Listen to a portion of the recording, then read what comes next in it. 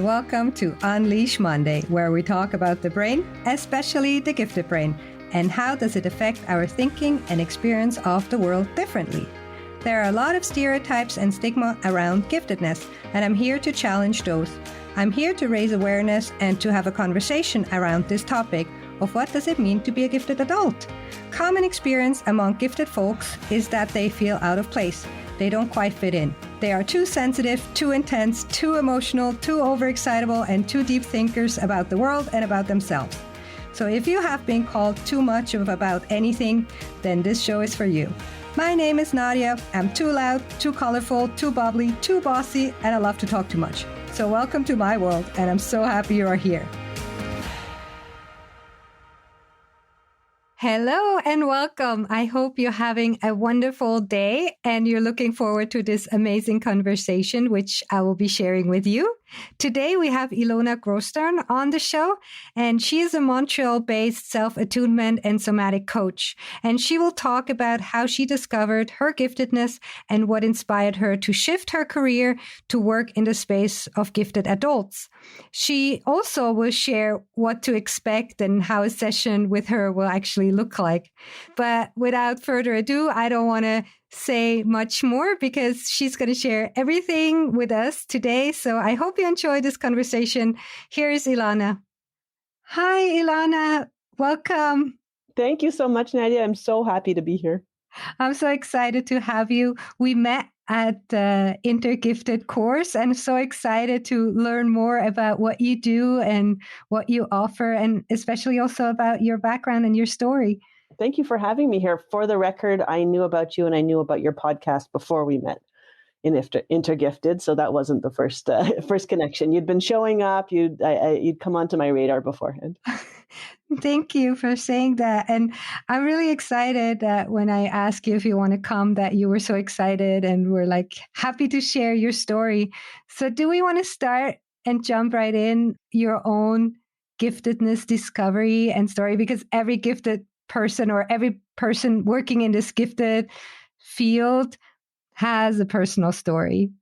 Absolutely. Yeah, for sure. I don't think any of us would be here and wanting to support others in their own journeys if we hadn't needed that support somewhere along the way. So I'll try and synthesize as briefly as possible. I come in from a number of angles. First of all, it didn't even occur to me that this giftedness label would apply until about 2 years ago. So I'm 45 now.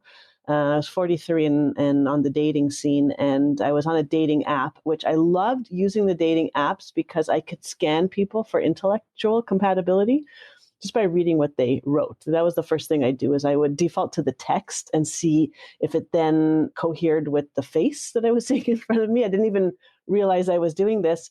And a man approached me just through the resonance of my writing hit him so profoundly. He said, I was compelled to reach out to you. I'd like to meet you. I have some information I need to share. So at that point, he identified me as gifted. He said, did you know that you're gifted? And I was like, I don't really know what you're talking about. And he sent me a document called Gifted People and Their Problems. I don't know if you've seen this one. It's a PDF where somebody took the time to go through literature on giftedness or studies on gifted people and rank the incidences of experiences. And so if you read through it as a gifted person, you'll probably notice many, many stars next to your own experiences. Wow. It's really cool. It's a very neat orienting document. So will you be sharing this with us? And I can link it in the show notes so people can have a look. I guess that's open source. It's a free document. Yeah, all you have to do is do a search on the internet for gifted people problems, and this PDF pops up. So I've sent it to a bunch of other people because it's like a handshake. Like, do you see yourself on here? Yes? Okay, let's talk more. So he became a very close friend. He had his own realizations of giftedness and twice exceptionality recently as well. So it was really neat to have him kind of as a guide. So that was when I first became awake to this aspect of myself, and I was able to kind of revise my own history and my experience of myself. I don't think it was profoundly life-changing for me in the way it was for people who, and I don't say this dismissively, but people who really suffered as a result of high intellectual giftedness. I probably, if I ever did an IQ test, I wouldn't score extremely high. which I think is somewhat advantageous. But it connected so many pieces and it started piecing together a number of puzzles I'd been dealing with. So fast forward, I'm just trying to sequence my own history. So that was my own experience, which just gave a lot more depth and meaning and color to my life. Also, slowly helped me to start orienting towards people and situations that were much more supportive for me and how I am. Started to be able to really identify what my needs were, and also brought into focus my eldest daughter, who's almost 18 and has suffered severely from what we thought was, strictly mental illness. There was no other lens. There was no other way of approaching what she was experiencing, which once it took me a full year of my own deep dive into giftedness to realize, oh, that's what this kid is suffering from. I honestly am shocked that it took so long. Something clicked only in January of this year where I looked at this kid in front of me and said, asynchronous development. That's what we're dealing with here. And I had been advocating for this kid for her entire life. She came out so intense with so many needs, her needs and my needs conflicted. It was really a deep dive for both of us into a very human experience. And realizing that she was suffering from a lack of information about herself, not from mental illness per se, it shifted her relationship with herself, my relationship with myself, our relationship with each other.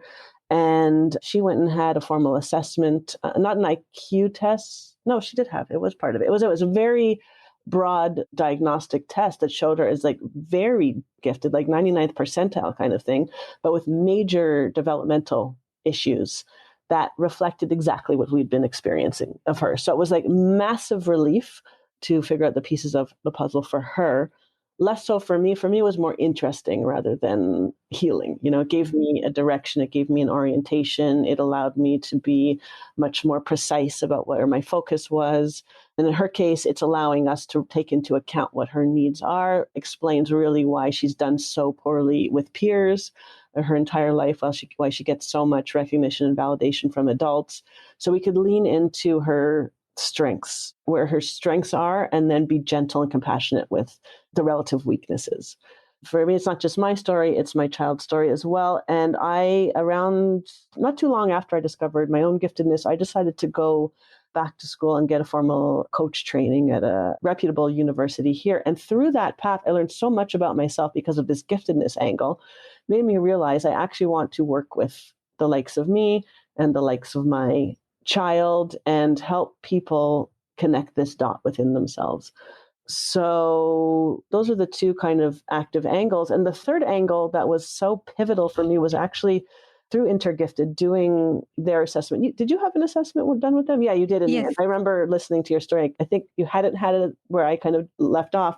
But what was the most astonishing bit of feedback I got, because I was like, I know so much about myself. What else could I learn? So to work with an assessor there who suggested to me that I should look into female autism shook the ground under my feet in a way I didn't quite understand, because the resonance of it was wrong, but there was a message in there that I, after, this initial shock kind of, wore off, was able to attune to. And that tied in really well with my study of theory of positive disintegration and over-excitabilities.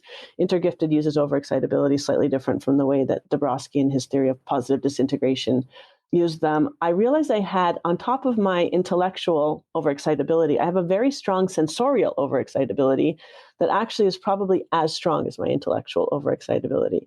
So this thing that the assessor suggested was representative of female autism, low emotionality, was the biggest bit of information about myself that anybody has ever given me, and allowed me to then take a deep dive into somatic coaching for the gifted and healing the mind-body split that so many of us highly intellectual people are really suffering from.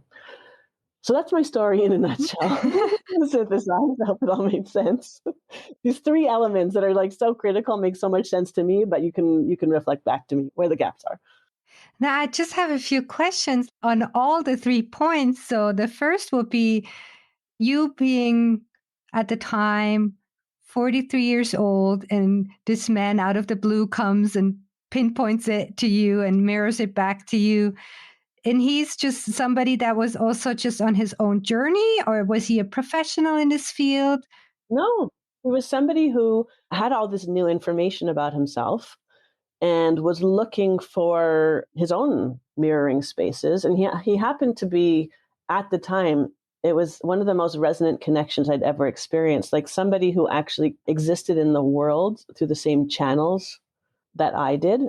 At the time when I met him, and I had gone out back into the dating world kind of with a whole new approach, like, okay, I need teachers. I need people to show me things. So it was like I'd manifested a teacher. Like mentors. Yeah, exactly. Like there's things I'm not seeing. I have my understanding of how things are, but it doesn't feel like a complete picture of how the world is. So I need other people to reflect back experiences. So I went into this dating sphere like, men, teach me what I need to know about the world. Because I haven't been able to hear you before. You've all been threats, but I'm in a different place in my life right now, so I can receive you in a more open way. And then they came. The teachers came. It was a really fascinating experience. So this one, I think, so I had this guy and then another person. This is a whole other story and not really relevant to this one, but another deeply profounded person who also identified later on as sociopathic. Because when he came into my field, everything went dissonant within me. I was on high alert all the time, but I've also never been so mentally challenged and stimulated. There was like mental stimulation and the kind of challenge I needed with resonance, and mental stimulation and the kind of challenge I needed with severe dissonance. And I was like, two beautiful teaching moments. Which one am I going to gravitate towards? Yeah. And if you're not aware and you meet these people, and if you don't, as you were talking about your daughter, is also like this lack of self-understanding really results in frustration and misunderstanding with others and misunderstanding with ourselves. And that's also this one question, like once I found out, it was so emotional and important for me. And then I shared this with my parents, and my mom was like, oh, why is it important? You live your life, you're quite successful in what you do. Like, why do you need more? Why is it enough?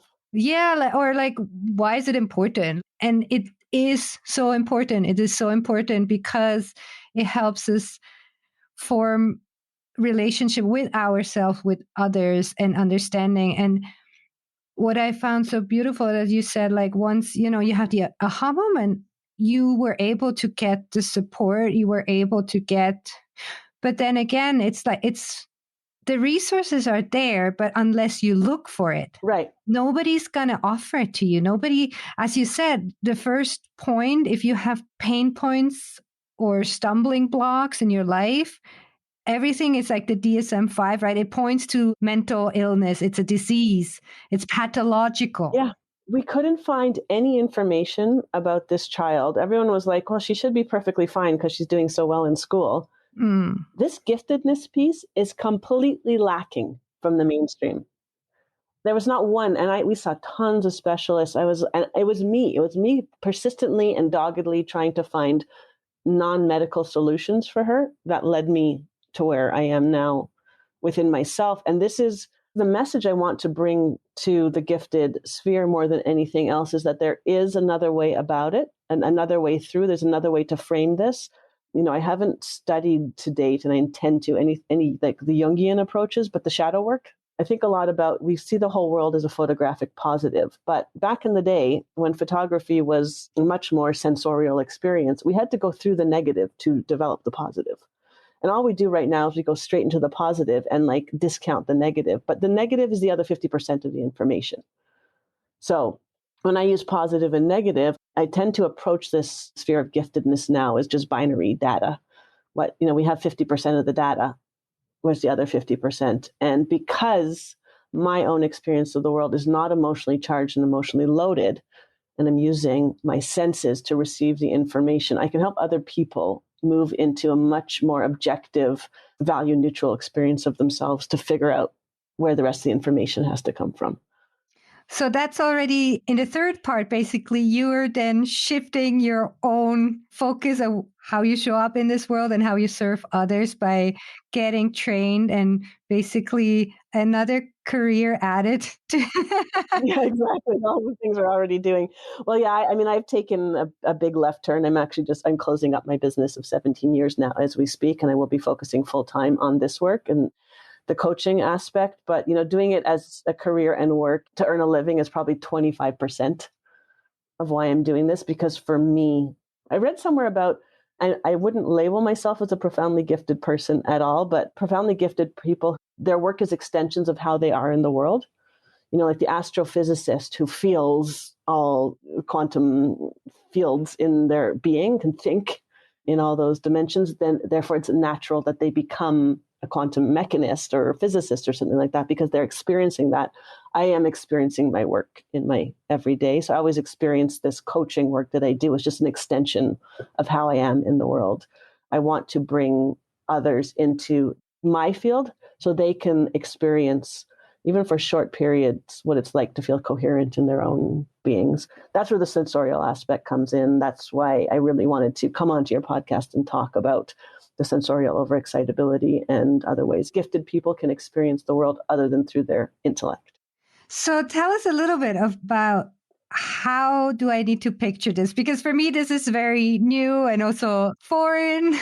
How do I need to picture it? What do you do with the people? What do you do with your clients? The first thing we do, because I'm working with gifted people, so I don't know if your clients and you are familiar with this upcoming field of somatics. No, please share. Okay, so the word soma is oriented, if I'm not mistaken, in the Greek word. For us, we would just say the body. In any Western civilization, we say the mind and the body. But this Greek approach, the mind and the body are one thing, the soma. It's the mind, the body, the spirit, the everything that makes up you. So any somatic experiences are really not about going through the body. It's learning to integrate the entire being. In my own approach is to heal the Cartesian split. No more I think, therefore I am. I think 400 years ago, we all took a very bad left turn that left us sick and disconnected. So we go back to that bifurcation point within ourselves and notice where it is. So if most gifted people value the space from the neck up, a lot will say they can't connect the sensation from the neck down, or can be very uncomfortable. There's a lot of chronic illness. There's a lot of, had a few people reflect to me whenever they tune into the body, they feel like cold and desolate in there. So I work with people to bring warmth and feeling into the soma from the neck down, start to define and map out the senses that are in there, the sensation that's in there, start to connect with the senses in the body in the present moment so that it's a value neutral experience. So, I have this pain in my liver. Okay, but there's no judgment around it. To get out of the habit of starting to assign value, it means this, it means that. Now let's simply notice that we can feel interoceptively that there's a pain in the liver or, whatever it is in your leg. And just start to map out, start to create. Someone's telling me this morning, through the right brain, a map of what's available in the physical realm. Once we can do that and gain some connection with awareness, we can start to create a communion between the mind and the body. So what I support people to do is to tune into the sensations that are available to them in this moment first, and then enact the cognition to create meaning, to assign value, to make sense, to interpret, but not the other way around. So what we've all done is our body is signaling to us all the time. We ignore those signals. All the resources go up into the mind space, immediately start to create meaning. The mind is a meaning-making machine. It's designed to create a connection between this and that. So the thing right now has some resemblance to what happened to you before.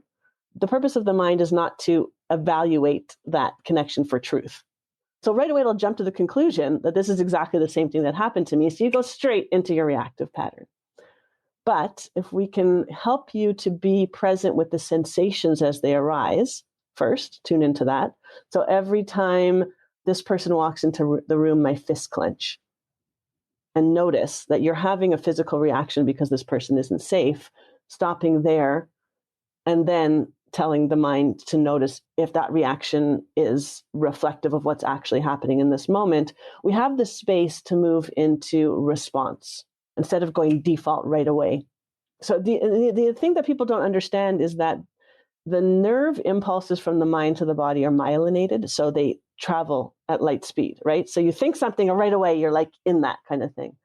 Teaching people to slow down, be present with sensations, it takes a lot more time for information to come from the body to the mind. So is that also connected with mindfulness practice? Yeah.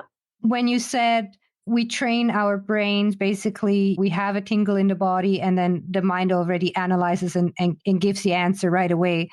Do you think because gifted people have this higher or faster cognitive ability, they jump to conclusions even faster? It's not even just that they can do that. It's that's all they've ever done. It's no effort for the likes of you and me to enact our cognition in service of something. That's the easiest thing we could possibly do.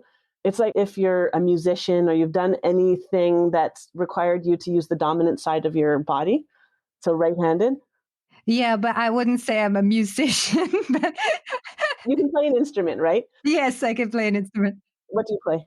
So I played the piano and I played piccolo and I started a little bit with ukulele, but like really badly. So I'm just saying. Okay, so in music, you have two hands. You position on the piano, you position on the piccolo, you position on the ukulele in a certain way, and you train your right hand and your left hand to do very specific things. That becomes easier and easier over time as you create this pathway, right? Imagine reversing your hands and trying to retrain. Oh, Flip your ukulele. oh God, no. Or the piano, if you play like, yeah, oh God, yeah, no. Something like that, right? Like take your right hand and make it do what your left hand did, and take your left hand and make it do. This will create a whole new neural network within you. I took my partner and I took his daughter to her fencing class yesterday, and I was watching them all. They're all right hand dominant. So I'm watching them position constantly in one direction and thinking they're developing a network, a neural network that creates a dominance on the right side of the body. The real challenge would be flip hands. Develop the skill on the other side, keep your mind supple. Yeah, try writing with your left hand if you're right-handed. Yeah. Right, or anything. So for gifted people, it's the equivalent. If the mind is the left and the body is the right, switch. We have to create the possibility. We have to write new programming and new patterning. So with my methodology, all I'm doing is encouraging the other side of your brain to be in the world, and it will balance out whatever's dominant in you. So the answer is, it's not just that we can do it, it's all we've ever done. And when I have a gifted person in a session with me, they will often reflect back, I feel really stupid because I'm gifted and everything comes easily to me and I don't know this and it's really hard. I'm like, great. Excellent. Excellent. Exactly. Learn something new. Yeah, and because some stuff came so naturally to us, we also learn to hide our shortcomings in a way. And we can compensate so easily Yes. that we then, if we're bad at something, we don't even try hard or really try to overcome these obstacles, right? The perfectionism starts to pop in. So that's what I'm looking to do. If you come and work with me, I will teach you something new, but I will hold the space non-judgmentally so you don't have to feel stupid about not knowing it. So this is how we heal asynchronous development, right? We say, okay, it's no effort for you to learn. You don't need to learn more necessarily. Like most people who come to me have been in therapy their entire lives. They know every single dark little corner of their psyche. Learning more through the intellect is not getting them out of the stuckness, is not getting them out of the freeze. It's in fact, it's making it harder because they're like, I should know this. I should. You don't. Okay. So we need to do something different. So that's where I love coaching, because coaching is about accepting where you are in this moment. You've synthesized your story. You've got all the dark recesses of your mind figured out. And now you're interested in learning a new way, getting new information about yourself that will fill in that other 50% of your being. That's the whole point of asynchronous development, is that the intellect is so far ahead of every other aspect. You start to lean on it and rely on it. It starts to do all the work of all the other aspects of your being. And then you're walking around with a handicap. And I'm not saying handicap, but something that is getting in the way of your optimal functioning.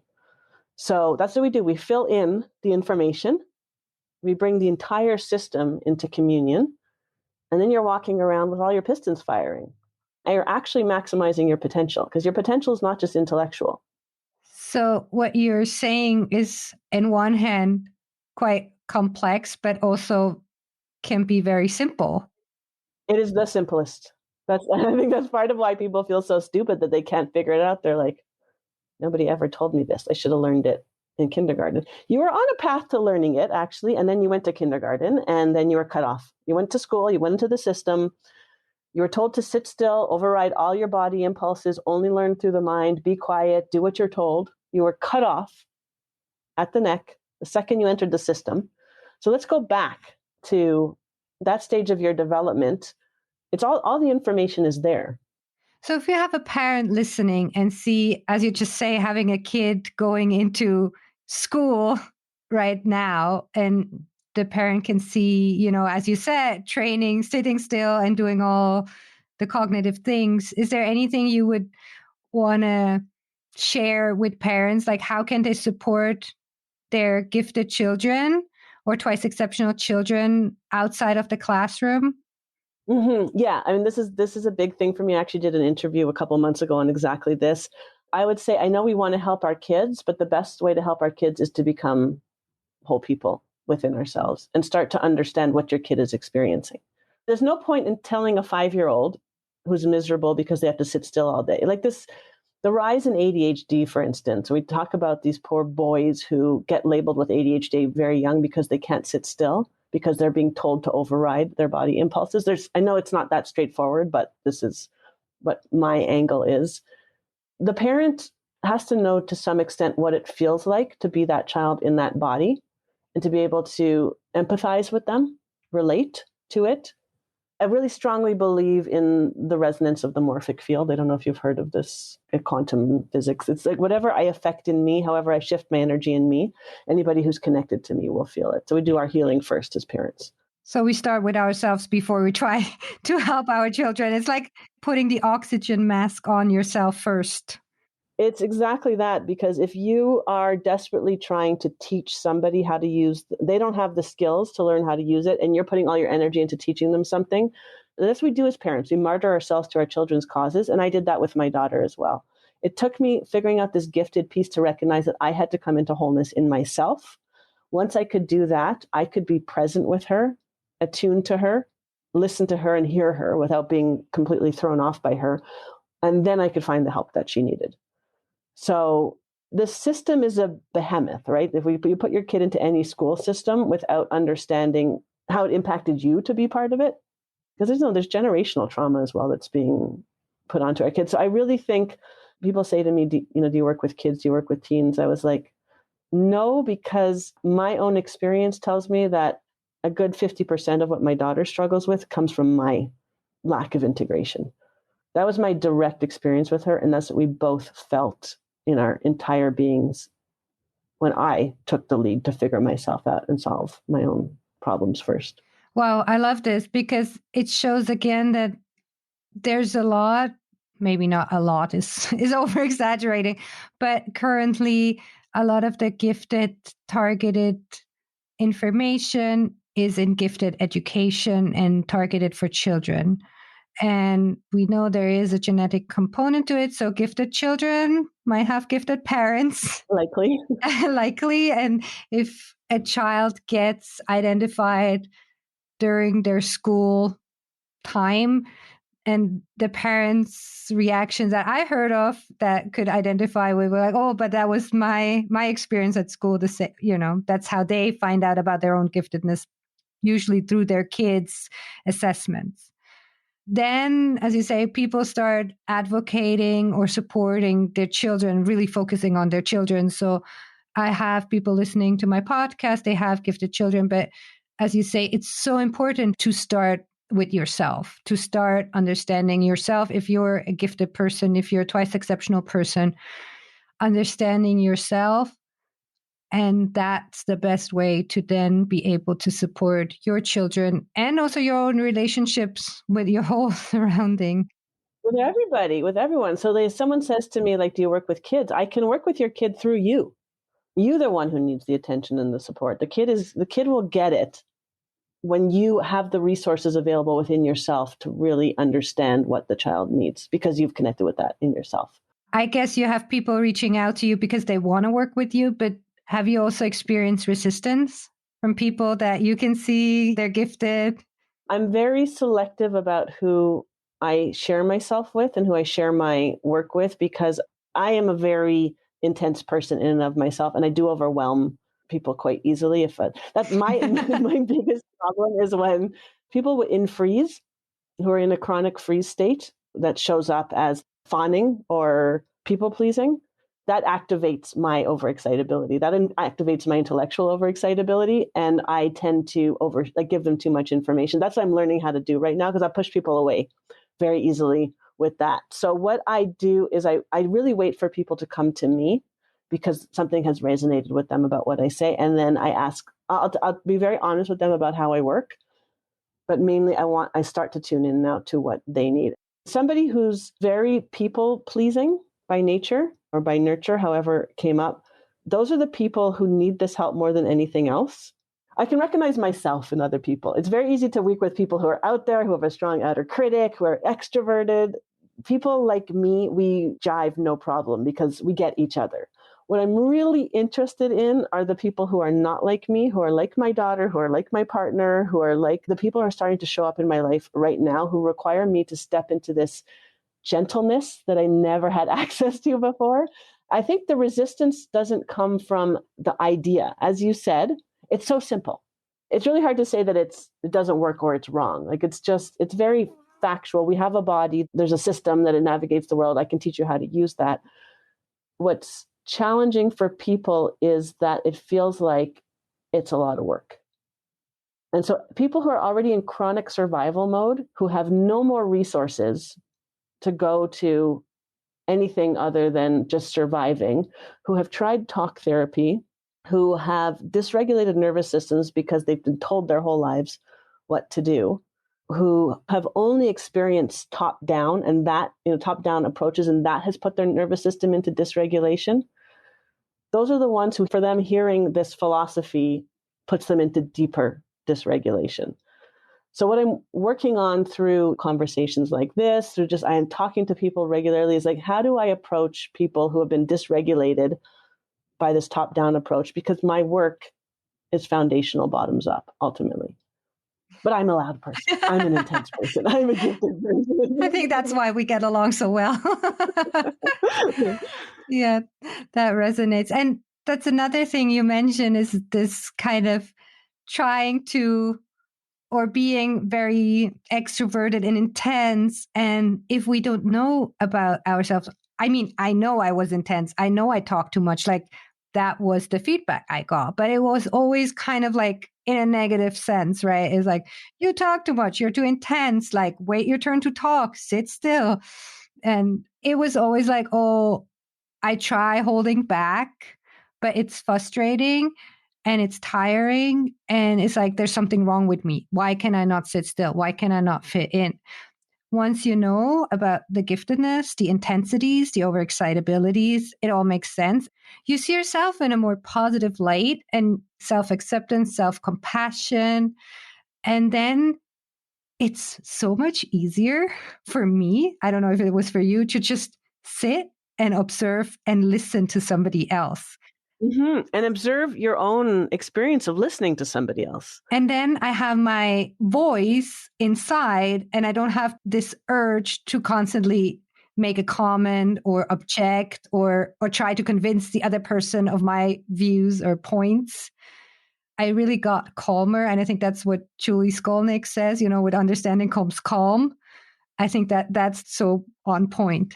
It sounds to me like learning about your own giftedness brought your nervous system into regulation. So that's what you're experiencing now, is you're regulated. Yeah. And so you can be present with any sensations that arise from your overexcitabilities. And I think what I loved about the Dabrowski concept of overexcitabilities seems to be, just a neutral observation of strengths in certain areas. But when I asked Janet Intergifted about how she relates to them, and this makes a lot of sense to me, there's areas of potentiality that are non-intellectual, and they become liabilities when we don't recognize them and integrate awareness of them. Have you identified your overexcitabilities? It's sensual and emotional and intellectual. Okay. So part of when you get intellectually stimulated and excited about something, what happens through the sensual overexcitability, you feel in all your senses that whole thing, and that becomes unbearable to sit with. And that's the thing, you were never taught to see it as information, that this is a resonant place for you. So your whole senses, your entire body is lighting up with recognition. And it becomes, if you're not trained in this, you're not aware of it, you're not held or taught to sit with it, it is unbearable to be intellectually excited. And then when you grow up and nobody tells you this information, you think everybody experienced the world the same way you do. So everybody else has figured it out, just you haven't. So that's why it's like, why can't I? And it's because they don't have that. Yeah, but you don't know. And you don't know, exactly. So these conversations are they're so important. I remember I have one of my clients who she's like, I don't think I have a sensorial overexcitability. And as she's telling me how she can't walk like near a perfume shop because her whole, like, she can't go into a perfume shop because she's shut down. And when she's in a big city, how overstimulated she is. And I'm like, what do you think that is? And she's like, well, everybody's like that. No. People love perfume shops. That's why they exist. Yeah, exactly. Oh my God, that's like my death sentence when my kids, I want to go into Sephora. And I'm like, I'll go in there for 5 minutes. I'm holding my breath the entire time. After that, I am going to become unbearable to deal with. So that's your time. You have 5 minutes in this shop. I know what my tolerance is for this overstimulation of my smell kind of thing. So you, having had this profiling of your overexcitabilities, knowing that the sensorial is dominant, having enough resources and information to be able to integrate that awareness in yourself has resulted, from the sounds of it, in you being able to be present with other people, listen, and expand your experience of yourself and improve the quality of your life. Yes, exactly. You just brought it on point, what happened with my discovery and what I learned from Jen, and what I also learned through her and the assessment was basically this emotional, sensory, and then it's all grounded for me in the physical. So I think I am already more, I would say, you say, attuned with my body. So I have this body mind connection already in a natural state, where I think more gifted people, as you said, they're more in their headspace. Yeah, and a lot of people who do have a very strong sensorial or sensual overexcitability, when they were very young, they had to reject that part of them because they were gaslit for what they were experiencing. I know I did that with my daughter a lot. The way she was experiencing anxiety. Anxiety to me is not a condition in and of itself. It's symptoms. It's, signaling to you. This kid was picked on in her very first experience of school. The teacher labeled her as a problem and removed her and put her, because she didn't want to do what she was told. And this teacher, and this was our first kid, so we didn't know better, took us aside and said, you need to break her spirit. You need to take everything away from her. She needs to learn to listen, kind of thing. So this kid from kindergarten started having such severe anxiety in her body that she would swell up, she would vomit. I always thought she was sick with something. And then until we had the next kid go through kindergarten who was a very different person, had a very different teacher, we're like, oh God, we had no idea. This was actually an adverse childhood experience. Kindergarten was an adverse childhood experience for my child because she was punished for showing up, for wanting to learn, for needing more stimulation, for wanting more things. And it showed up in her body. And that was what I never understood about how she was in the world until this sensorial piece, because I somehow was able to stay attuned to my physical sensations. I self-managed, or I don't know what it was. I'm still trying to figure out what happened, how my childhood was, that I was unaffected, but also it was like, 30 years earlier. Our parents didn't pay as much attention to us back then, kind of thing. We figured everything out on our own, where all the focus went into all her physical sensations. And I didn't believe her until it started showing up as like, I was like, you must be sick. You must have a virus because you're all puffy and you're vomiting. That wasn't it at all. She was so afraid to go to school. It was so unsafe to be her that it manifested as this physical thing. And over the years, as we were like, okay, it's mental illness, we have to fix how she thinks or whatever, it didn't resolve this disconnect and this major desync within herself. So it drove more deeply into body symptoms, and it started manifesting, because that's what happens. The body will signal very early on. We ignore, we repress, and then it starts to turn up the heat. So that's why chronic illness is such a problem for highly gifted people. There's a lot of highly gifted people walking around with all manner of illness because it was never been safe for them to be present with the sensation in the body, and the body just increases the intensity of the signaling until you pay attention. And so I feel like my responsibility in the world of giftedness is to fill in that blank, safely bring people into the present experience, very slowly and gently begin to attune them to a sensation that's available to them in the moment without needing to assign value, to be able to start to tolerate it as time goes by, increase the window of tolerance so they can then start trusting what the body is telling them about what's happening for them in that moment. Wow. I've learned so much. Thank you so much for sharing. Where can people find you if they want to work with you? Because I think there's lots of people that want to come and work with you now. Thank you. I would love to even just have conversations to listen. Getting in touch with me is not a commitment to work with me, but even just sometimes in an initial conversation, we can open the pathway for more self-awareness and more understanding. So they can find me at my website, which you are going to link in the show notes, but I will spell it out for those who can receive like me, which Ilana Grostern, ILANAGROSTERN.com. I'm the only Ilana Grostern in the world. So if you do a search, I will show up. You'll find my personal Facebook page. My business page is Ilana Grostern Coaching. I'm Ilana Grostern on Instagram. I'm also on LinkedIn. But get in touch with me however feels comfortable for you, just to have that initial connection. I set up as a 30-minute Zoom call, which is totally free, like an exploration call, because I do the way I work. I like to see the person and feel the person. I work through my own body to give me more information than my intellect can ever give me. So I can get some information from text, but if a person is not embodied and they're texting me, the information that's going to come through is very different than what I'll receive if I can see you and hear you. So it's not to judge or anything like that. It's just you do me a favor. I get more information on you if I can see you and hear you. And the beauty of the time that we're living in is that you can be anywhere in the world and I can still get that information, which is lovely. Thanks to Zoom. Thanks to Zoom. The only thing we haven't figured out yet is the time zone differences, but I think we will get there. We work around that. I also I can make availability on weekends. And I have large parts of my day. Like this is what I do now. So if it's 2:00 in the afternoon there and it's 8:00 in the morning here, we can totally work that out. Is there anything else you would like to share? Something you wish people knew about this topic or something you wish you knew earlier? I wish I had this information, not so much for myself. I think I'm okay. I found my way through even without the giftedness piece, but people who have gotten caught up in the pathology of their way of being, if that makes sense to them, if it resonates with them, I'm not here to suggest that things need to be any other way for them.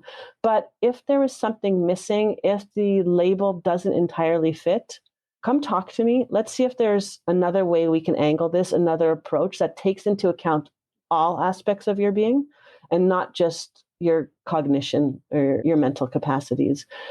Even just in a short conversation, as I said, I might be able to give you a 0.5 degree shift on how you see yourself that will bring you into a compassionate space that may, just give you access to more parts of yourself and more of your potential. Yeah. Thank you so much. It has been so inspiring talking with you. And I really loved hearing all of this. And I'm sure somebody had to hear it from you. And thank you so much for being here with me today. And thank you for everything that you're doing and the voices that you're giving to the rest of us, Nadia, and your own voice. It's such a pleasure to listen to as well. Thank you. I hope you enjoyed this conversation and you got a few helpful takeaways. If my podcast inspires or helps you in any way, please subscribe, like, and leave a written review wherever you listen to podcasts. This helps the algorithm show it to more people who might need to hear this content. And if you have a friend who is gifted or twice exceptional, or you suspect they might be, please be bold and share an episode with them. They might really appreciate it. And if you would like to access the full show notes, you can find them at unleashmonday.com. You will also be able to join the newsletter list. Don't worry, I won't spam you, but I'll update you on events or news happening around Unleash Monday. So I'm wishing you a wonderful day, and I see you in 2 weeks. Bye.